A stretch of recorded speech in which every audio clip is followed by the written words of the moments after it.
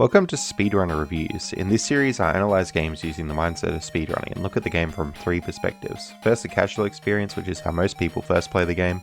Next, the speedrun experience, including all the interesting tech and how well the game holds up as a speed game.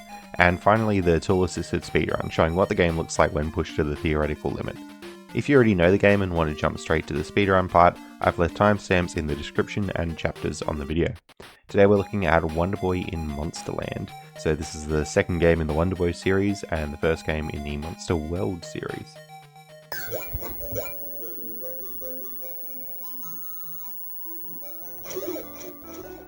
Now, I have talked about the history of this series on the channel before, but I'll just give a brief recap. So essentially, Wonder Boy 1 was a straight up platformer, just run right to win, but the series took a really big change in pace after that. So essentially, after this first one, which was on arcade and ported to a whole bunch of stuff, we had Wonder Boy in Monsterland on the arcade. So this was the first sort of like RPG game, and it started the Monsterland Monster World series. So Japanese versions of the game have a weird naming convention where they have this second one as number 1 and then go from there, although usually we think of the first one as Wonder Boy 1 and then the next one as Wonder Boy 2. Really important that Monsterland is not confused with Monster World, which is a completely separate game, so it just gets really confusing from there. I've talked about number 3, Dragon's Trap, and number 5, I guess, Monster World before, but we're going to be talking about Monsterland today. Now, if that's not already confusing enough, this is how Monsterland starts out. And Monster World looks pretty much almost the same, just with a small graphics upgrade. But the games do diverge after this, and they're totally different games. I will admit though, I was actually pretty confused when I started playing through the Wonder Boy series, because I kind of just thought that it was like a different version of the same game, so to speak. Now, the other weird thing is, if you just boot up this game and try and play it, this happens, and when you jump, you like fall through the floor. This is a really weird side effect of which controller you use. So normally we'd use that Genesis controller because that's quite good for playing Master System games on. This game only works if you play on an original Master System controller like that. If we swap it back to the Genesis controller here, you'll see nothing really interesting happens until I plug it in, and then you just zips back and forth and then jumps through the floor. Won't work again until you put in a Master System controller. For that reason, this game can be a bit off-putting on real hardware because the original Master System controller isn't that great, and if you try it with the Genesis controller and don't know this, you might actually just think the game's broken. I really want to stress, this is incredibly obscure. Normally the Genesis controller just maps perfectly to Master System games, but for some reason not in this case. Now, what do we get if you get past this controller issue? Well, we pretty much get an RPG, which is a big change in pace from the first game in the series, but you're just running around collecting gold and then upgrading your sword and armor and boots and stuff like that. This was actually a port of an arcade game, and so it still follows sort of a linear structure and keeps a lot of that arcade difficulty. And so the odd thing about this game is they brought in a lot of RPG elements like currency and buying stuff, but it still follows a round system and you can't go back to previous rounds once you beat it. Also, there's a timer on the levels which sort of goes against normal grinding conventions in RPGs. When you get up to certain bits of the game, you have the opportunity to buy stuff like boots here, for example. But the unfortunate thing is, if you haven't saved up 80 gold to buy these good boots, you don't really get the opportunity to come back to this same shop later on. So this is something that actually did put me off a bit when first playing this game. But if you're just conscious of grinding out gold, you normally have enough to buy stuff as you come up to it. There's also secrets throughout the game, like normally you can find hidden gold and stuff if you know what to look for, and also you have this little bit where there's just like a secret door there for some reason. But unfortunately for me, the time limit on the levels and the lack of backtracking really does impact on this game quite a bit. Conveniently, if the time runs out, you just do lose a heart, like it's not too bad. You don't have to like redo the entire thing, and you can also pick up extra time like that. But this game is pretty brutal with continues. You pretty much only get one shot at getting through the game, and if not, you're dead. On the arcade version, you could put in more coins, but not on the last level, so you're still limited there as well. Now, if you're looking for a game that is difficult, well, you're pretty much in the right place. I'm not sure if it's because I had to play with the Master System controller or because I didn't have the internet to Google stuff when I first played this, but I did have a lot of trouble getting through this game, and to this day I still haven't actually beaten it without save states. I've done all the other Wonder Boy games in the series, but never quite got through this one. I'm sure I would be able to if I sort of knew where to go just by Googling things, but back when I was seriously trying it, I just didn't know what I was doing and wasn't sure which upgrades were worth getting and stuff like that.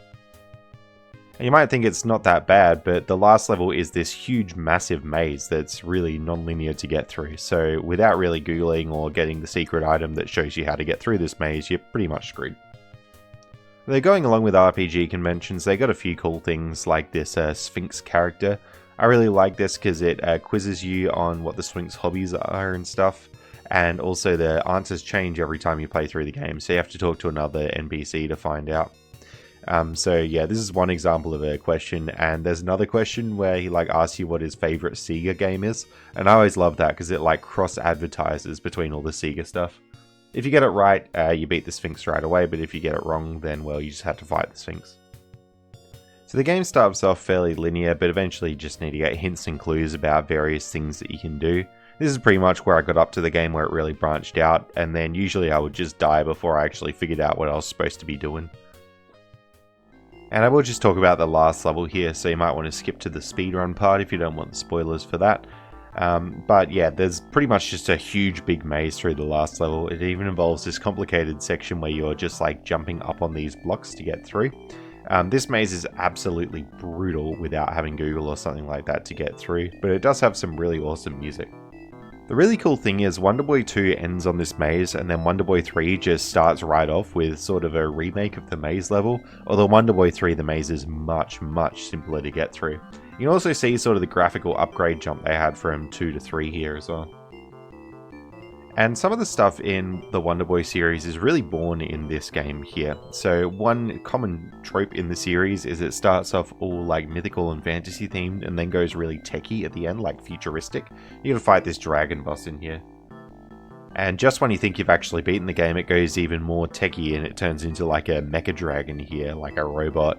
Pretty cool theming for the end of Wonder Boy games, and they continued on with this for the rest of the series. I think seeing this dragon in Wonder Boy 3 really emphasizes the graphical step up they had between those games, but Monsterland was still an early Master System game, so it's pretty understandable. So if you're going to play this, definitely Google some stuff or have some save states. I normally try not to recommend that for these older games, but I definitely just didn't play this one as much, just due to the difficulty and the lack of continues and stuff.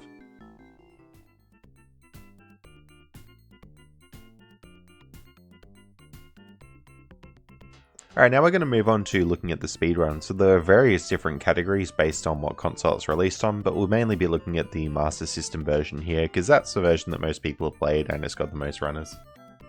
Alright, so the run we're going to look at is the world record in 12:56 by Berlin Dude. I really want to point out, Berlin Dude's really dedicated to the Wonder Boy series and has put down some awesome times in all of these games. Particularly the number of attempts that he's sunk into some of these games is absolutely huge, and this in Wonder Boy and Monsterland is one of the smaller attempt counters that I've seen on his runs of this series. Going along with what I said in the casual section, this game becomes a lot easier when you actually know what the heck you're doing, and you'll see Berlin Dude jumping over all the secret coin spots here. Those are all predictable and they're in the same spot each time. You sort of have to jump to spawn the coins, and in particular there's this coin spot here which gives you 15 right by that starting door there. Berlin Dude's also going to stop to kill enemies occasionally, but the awkward thing is with the physics in this game you do have to stop whenever you do a sword slash, so it doesn't have sort of the momentum you would expect coming into attacking enemies. Now, part of the reason that he was getting all those extra coins in that first level is just to have 80 coins here to buy the boots. The boots are a really crucial upgrade because they actually make Wonder Boy move faster and in some cases jump higher, so definitely worth going for in a speedrun. You might have also noticed back in level 1 he took a damage sort of on purpose there. It looks like it may have been a mistake, but it definitely wasn't. You get this little perfect health jingle if you have full health at the end of the level. And actually it's better to have lower health wherever you can, so Berlin Dude's going to take intentional damage there to lower health where possible. And you'll see basically by the time we're in the next level, he's playing on very low hearts. Now this is incredibly risky because as I said, the game doesn't really have continues. I think you get one potion, so if you die you get recovered, but apart from that, if you die it's just game over. So playing on low health here saves time on the bonus screen at the end of the level, but it definitely has a risk, a bit of a risk reward factor there. You can see when you get the health at the end of the level, your health like ticks down and then comes back up to one more heart than you originally had. And for that reason, this game can be pretty brutal and not marathon safe as well. I know in particular in the ESA marathon, unfortunately there was a death, but Berlin Dude still put on a really good display for that as well. And this level here brings in magic for the first time. So Berlin Dude spends 50 gold on this question mark. Again, you kind of need Google for this game because you have no idea what the heck that is. But that puts 3 thunders up in the top right, and thunder is sort of a magic that will kill all the enemies on the screen, and it saves a lot of time in the run in certain sections. We see the first use just coming up here in a second to get rid of some enemies. It's just a little bit quicker than having to sort them and slow down. Just thunder them and make your way forward. Now there's also this section where you sort of fall through the ground there and you have to kill all the bats. Each single bat spawns one of those platforms, but if you thunder them, that's like so much faster than doing it normally. I will note that the shoes aren't the only upgrade that Berlin Dude goes for. He actually does slow down to get armor and a shield here. Part of the reason for that is that there is intentional damage on some of the bosses. It's a lot quicker to just, I guess, run into the boss and take a whole bunch of damage and keep hitting it rather than slow down and stopping hitting it, wasting valuable time. As mentioned in the casual review, there's this Sphinx enemy here, and you pretty much just have to guess the answer in the speedrun. It's a pretty big reset point for the run.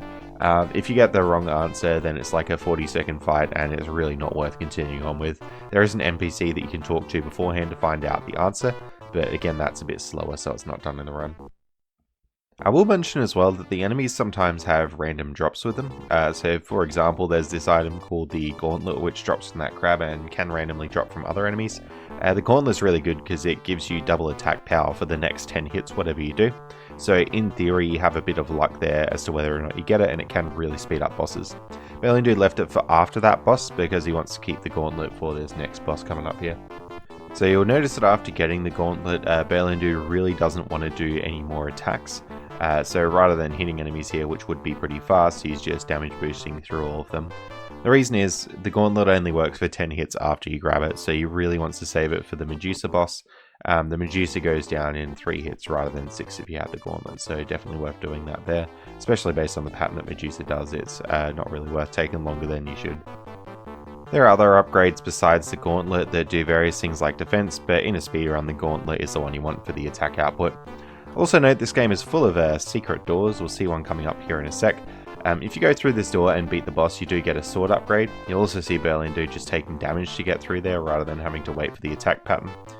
The first sword upgrade is pretty easy in plain sight, but all the later ones in the game are hidden.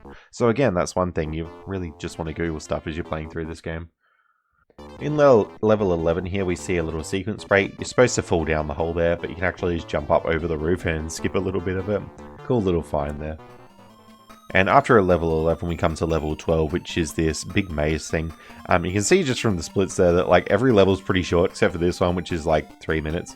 Even if you know where you're going, this maze is still incredibly brutal. And not to mention you do have the timer ticking down in the top corner. So if you get lost at all by, you know, not Googling the map beforehand or not finding the item that tells you where to go, then, well, you're pretty much stuck in this maze. I'll also note that there's sort of a choice of item. You can choose one item that deals more damage to the final boss or a different item that tells you where you're going. If you're playing this casually and trying not to Google things, I'd be looking at that item. The item that tells you where you're going, because, you know, it's not really worth dealing damage to the boss if you can't actually get to the boss. I'll also point out that this is sort of the difference between 80% and 100% on the master system, because 100% there requires that item and a lot of the upgrades as well. And I think definitely one of the most tense parts of the run is this jump here. You want to jump optimally, which means that you have a pretty big risk of falling off because you're trying to cut it really tight. And if you fall off, you have to lose a lot of time killing a separate enemy to respawn these platforms. But Berlin Dude finishes out the run really nicely with a wonderful PB/world record. Now there's something I've glossed over a little bit. Pressing left and right on the D-pad at the same time causes a pretty interesting glitch in this game. Unfortunately, this run is not as optimized. It's actually slower than the glitchless, even though in theory it should be a little bit faster. Normally, pressing left and right is banned in RTA runs, but there are some Master System controllers, particularly released in Brazil by Tectoy, that do allow you to press left and right at the same time if you push down really hard on the D-pad. So some Master System communities, like Wonderboy and Monsterland, allow it. And in fact, we've actually seen pressing left and right at the same time before. Believe it or not, if you plug in the normal Mega Drive Genesis controller, that's what's happening to cause that weird funky movement glitch. For some reason the button mapping is broken and it just causes left and right to be pressed at the same time. Not to mention that the jump button is mapped to start, which usually isn't the case, it's usually the C button on a normal mapping. So in theory you could also trigger the left plus right glitch by changing out your controller, but in practice it's not really fast to do that because Master System controllers, they're pretty hard to plug in. So we won't talk too much about this run, but essentially what left and right allows you to do is fall through the bottom of the screen and come back up the top. And it's not too hard to see why this would save time throughout the run. Even just a small thing like rather than trying to get on top of that building, you just fall through and fall straight on top. It just saves a little bit of time there. Or if it's a less linear level, you have pretty major skips like this, just falling off the top of the screen to warp into future areas that you really shouldn't be at yet. I'll note this run was played on emulator and that's how it was possible to press left and right at the same time. But on a normal console it's a little bit tricky to do this consistently. But I won't talk about this run too much because the Taz uses left plus right pretty heavily and we'll talk mainly about it then.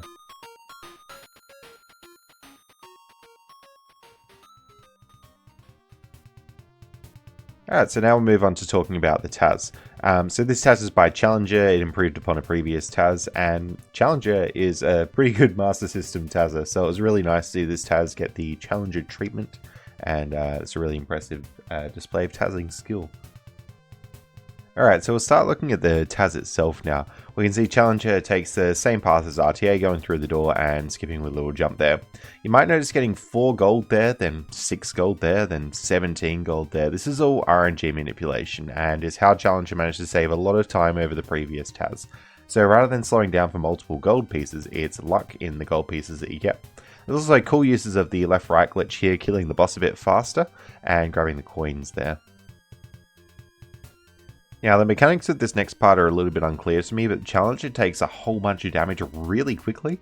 In the submission text, it says it's using the left plus right glitch to do that, so it must be something to do with going in the floor and taking damage, but that saves time on the total screen there. And you can see really well planned out the boots there with exactly 80 gold needed to do that.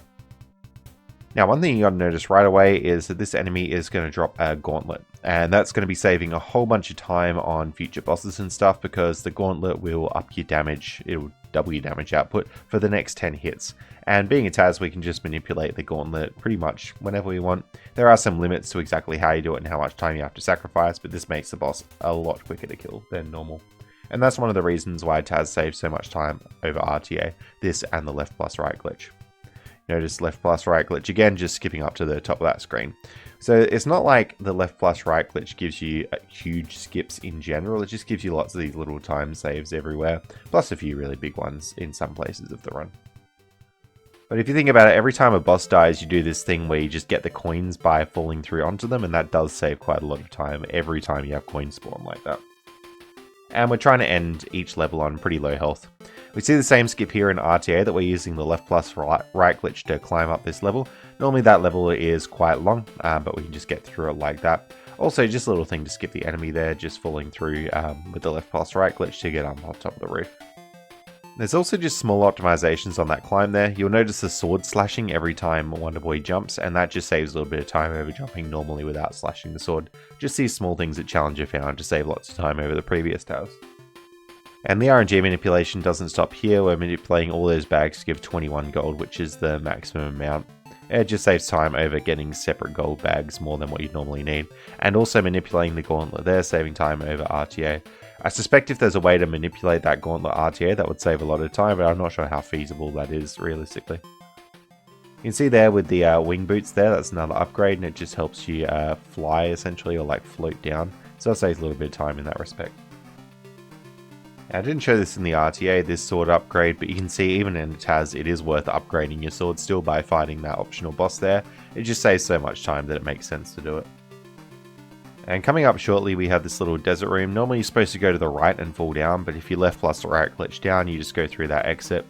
And then you can left plus right glitch out of the room, which saves time over having to kill the bats and spawn the platforms. So really it's about connecting, like any down exit is going to be an exit out of that screen, so you might as well take the down exit much earlier than you normally could. And the left right glitch plays a big factor in this level, basically letting you take an alternate route to get to the boss. So normally you got to sort of fall in the top and down from the right, but you can just go from left to right in this room anyway like that. And this boss is the Sphinx, so not only does the Taz get the correct answer, it also prints the shortest possible questions, which saves a little bit of time there. In this bit, Challenger manipulates both the helmet upgrade and the gauntlet upgrade to save a little bit more time, but it's noted that it actually did include some time sacrifice to get that helmet manipulated. Sometimes with RNG manipulation, you can't do it as quickly as possible, you do have to slow down a little bit, and that was one of those cases.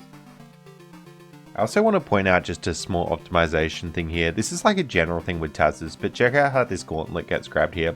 We spawn the gauntlet, and normally people would intuitively just run to the right of the gauntlet and wait, but Challenger goes left and then right through the gauntlet. What that does is essentially lets you collect the gauntlet at full speed while moving right, rather than having to start moving right after collecting it. And if you look at lots of optimized Taz's, you'll see that as like a common theme with them. And once again, Challenger does actually take a sword upgrade here, which just makes future fights that little bit faster. But killing that boss is pretty quick in a Taz setting. We come into the last level, which is that really big maze thing, and the left right glitch saves time here yet again, just helping cut a few small corners and things like that.